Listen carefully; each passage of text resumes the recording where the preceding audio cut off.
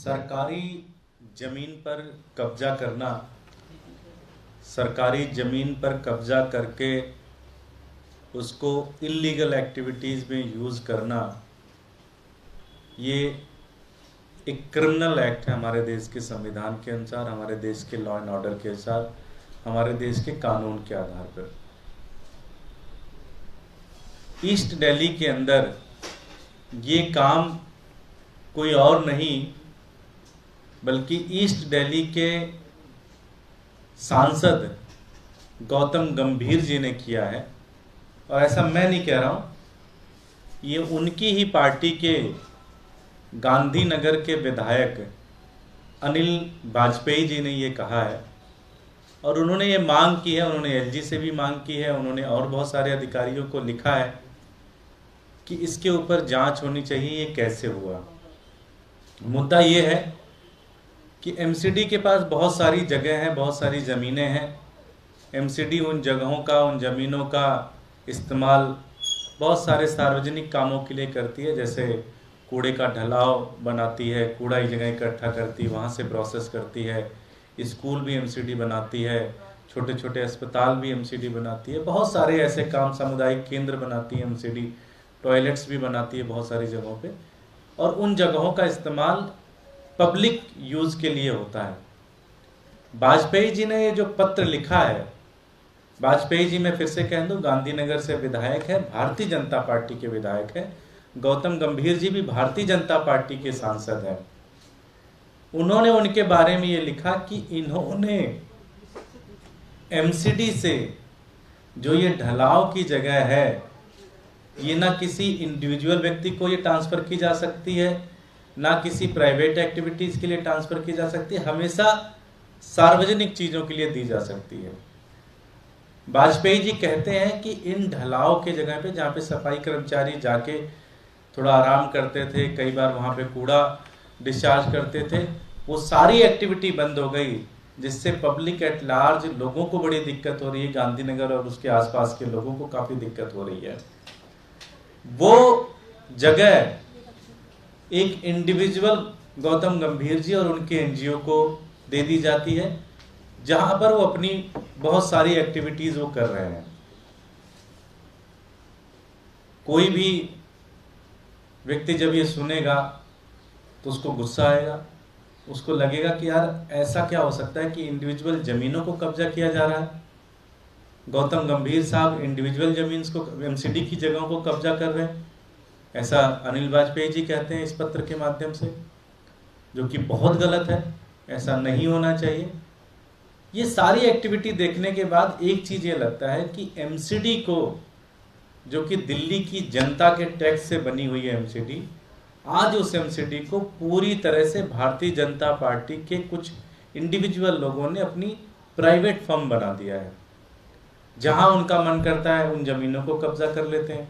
मैंने आपको पहले भी बताया था, एक केस ऐसे ही आया था अशोक विहार वजीरपुर इलाके पे, जहां पत्नी पार्षदा ने अपने पति के नाम पे जमीन ट्रांसफर कर दिया। तो इतनी सारी क्रिमिनल एक्टिविटीज हो रही है एमसीडी के अंदर।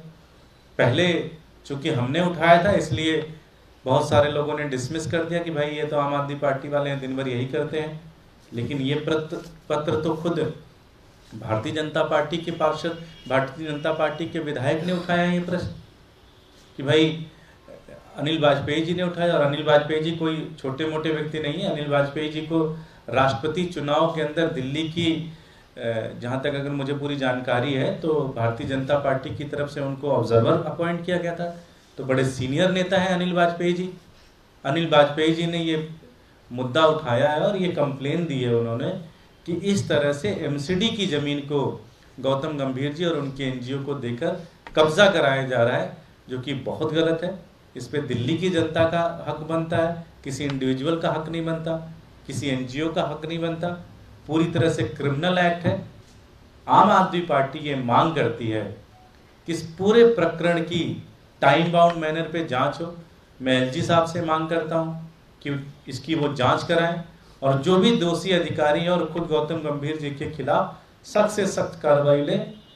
जो भी इस संविधान के अंदर, देश के अंदर, लॉ एंड ऑर्डर के अंदर जो भी कानून के तहत जो भी कार्रवाई बनती है, इनके खिलाफ सख्त से सख्त कार्रवाई करें, अन्यथा इस तरह से सरकारी ज़मीनों को इंडिविजुअल पहले कब्जा करते थे, अब तो बिल्कुल लीगली तरीके से उनको दे दिया जा रहा है कि आप ले लीजिए इसे। तो ये तो बहुत खतरनाक है, ये बहुत गलत है। आम आदमी पार्टी इसका विरोध करती है, हम इसका विरोध करते हैं और हम चाहते हैं कि इसका एक टाइम बाउंड मैनर में इसकी जांच हो और जो भी इसके खिलाफ जो लोग इस पूरे प्रकरण में इन्वॉल्व है उनके खिलाफ सख्त से सख्त कार्रवाई होनी चाहिए, ये आम आदमी पार्टी मांग करती है। बहुत बहुत धन्यवाद। कोई प्रश्न? इस लेटर के अंदर गौतम गंभीर का तो जिक्र नहीं है, लेकिन आपको क्यों लग रहा है कि गौतम गंभीर के लिए एड्रेस किया गया लेटर है? ये एनजीओ उन्हीं के बारे में कहा गया है, वो डिटेल आपको दे दी जाएगी। सबसे बड़ी बात यह है कि सीबीआई की जांच की बात इसमें कही गई है और एक और बात यह है कि जो भी ढलाव थे जो दिए गए हैं वो अब तक ये साफ नहीं हुआ है कि क्या कोई टेंडर प्रक्रिया थी, क्या कोई किसी को बुलाया गया था, कौन सी ऐसी प्रक्रिया थी जिसके तहत वो दिए गए? जो पत्र लिखा है और जो मेरी जानकारी है उसके आधार पर कोई भी टेंडर नहीं दिया गया, कोई भी प्रोसेस नहीं फॉलो किया गया, कोई भी तरीका फॉलो नहीं किया गया और एक इंडिविजुअल एनजीओ को उठा के दे दिया गया। जो सुनने में आ रहा है, पता नहीं सही है या गलत है, कि शायद आने वाले कुछ दिनों में देश के गृह मंत्री इस इलीगल जगह पर कुछ उस इंडिविजुअल ने कुछ बनाया उसका उद्घाटन भी करने आ रहे हैं। तो ये अगर है तो ये तो बहुत ही ज़्यादा खतरनाक है कि देश के गृह मंत्री एक ऐसी ज़मीन की एक ऐसी जगह की उद्घाटन करने कैसे आ सकते हैं जो कि इलीगल तरीके से ऑक्युपाई की गई है। अगर ऐसा सही है तो, जो मुझे जानकारी मीडिया के बंधुओं ने दी, अगर ऐसा है तो बहुत ही गलत है। धन्यवाद। एक चिट्ठी लिखी है, वो कह रहे हैं कि आप भ्रामक बातें करते हैं, अनर्गल आरोप लगाते हैं, मर्यादाएं लांघ दी आम आदमी पार्टी के नेताओं ने मुख्यमंत्री अरविंद केजरीवाल ने। देखिए, प्रेम पत्र आने का सिलसिला खत्म नहीं हो रहा है। ये दिखाता है कि कितना प्रगाढ़ हमारा प्रेम है और ये लव लेटर पे लव लेटर आए जा रहे हैं और ठीक है, ठीक है, थैंक यू।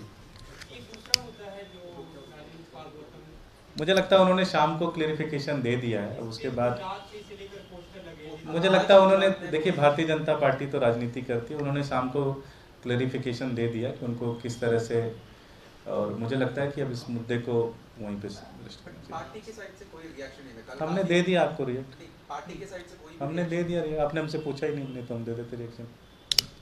मोहन भागवत से जुड़ा एक सवाल है कि उन्होंने कहा है कि कल एक कार्यक्रम में कि वर्ण और जाति जैसी जो अवधारणा है उसे पूरी तरह से खत्म कर देनी चाहिए। किसने कहा? मोहन भागवत ने नागपुर में कार्यक्रम के दौरान। मुझे लगता है कि बड़ी हंसी आती है कि अगर इस देश के अंदर वर्ण, जाति और धर्म के नाम पर किसी पार्टी ने सबसे ज़्यादा डिवीज़न किया है तो भारतीय जनता पार्टी ने किया है। और मैं आपके माध्यम से ये प्रश्न पूछना चाहता हूँ आरएसएस प्रमुख जी से कि वो खुद बताएं कि जितने भी आरएसएस के प्रमुख आज तक बने हैं वो एक ही जाति से क्यों आते हैं, एक या दो ही जाति से क्यों आते हैं। तो जब ये ऐसी बात कहते हैं तो उनको ये भी कहना चाहिए कि उन्होंने खुद, मतलब मेरे ख्याल है आरएसएस को बने लगभग 100 साल हो गए। अब तो 100 साल के अंदर ऐसा कैसे हो सकता है एक ही या दो ही जाति के जो प्रमुख हैं वही आरएसएस के प्रमुख बनते हैं। इसके ऊपर रिसर्च होना चाहिए। अपर कास्ट का लोग ही बन रहा है। मैं ये आप लोगों के लिए प्रश्न दे रहा हूँ, आप भी रिसर्च करिए और उनका भी जवाब दीजिए कि भाई अपर कास्ट के लोग ही क्यों आरएसएस के प्रमुख बन रहे हैं। बहुत बहुत धन्यवाद।